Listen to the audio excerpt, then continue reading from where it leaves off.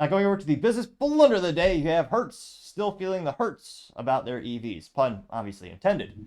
Now this was brought to us thanks to InsideEVs.com, which, I mean, that's probably one of the most accurate domains ever. You know exactly what they're all about.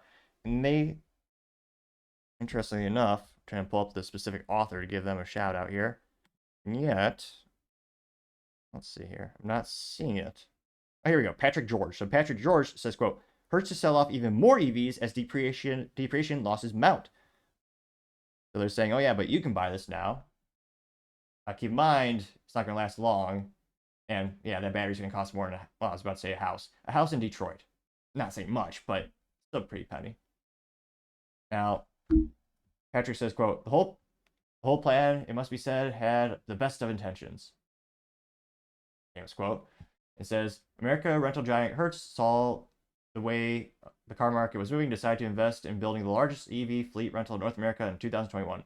That meant buying hundreds of thousands of EVs from Tesla, GM, Kia, Polestar, Volvo, and more. And they even got Tom Brady involved, which is probably one of the most cringeworthy ads I've seen in a while, where Tom Brady claims he likes renting EVs from Hertz.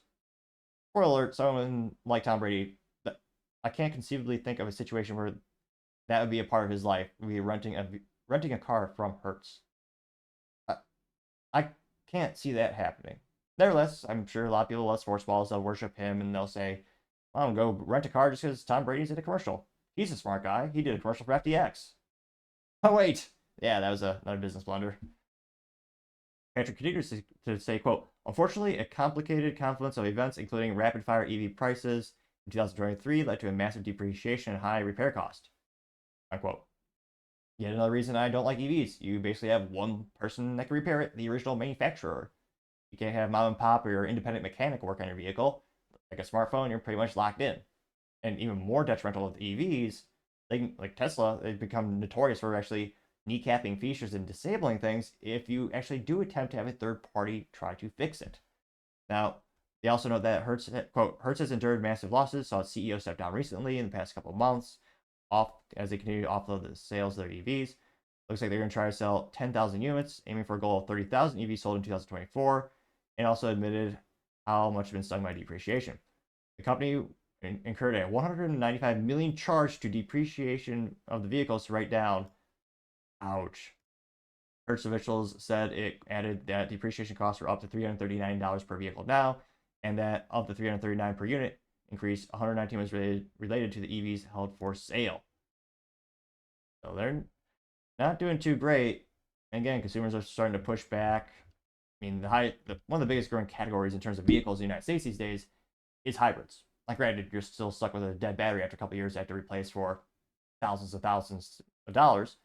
But more and more people are starting to be open to that idea, and they like it, which, I mean, conceivably, if you lease a vehicle, to me, that's where, fiscally speaking, you might be able to justify an EV or perhaps a hybrid, because you're not left with that big dead battery that, again, is prohibitively expensive. And if you're leasing, you don't care about, you can't have your friend or, a local shop work on it because it's a lease. So I can understand that being a little more the logic track of that. Yeah, but in terms of buying an EV for daily use, I mean, personally, I always drive something with 3 pedals and also has a manual transmission and internal combustion engine. It's the most fun you'll have driving, bar none.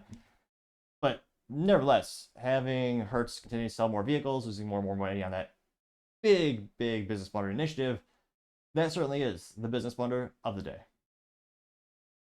Thank you, everyone, for taking the time to tune in. Again, I'm trying to get to 4,000 subscribers by the end of the month. So again, if you could click that like, subscribe, and follow button, I would greatly appreciate it. Also, giving a comment is a great way to give me some additional feedback, letting me know how I can make the show better and better. Lastly, don't forget to take the time to tell your family, tell your friends, tell your coworkers, heck, tell your enemies, tell anyone and everyone. Just stay safe, fight the good fight,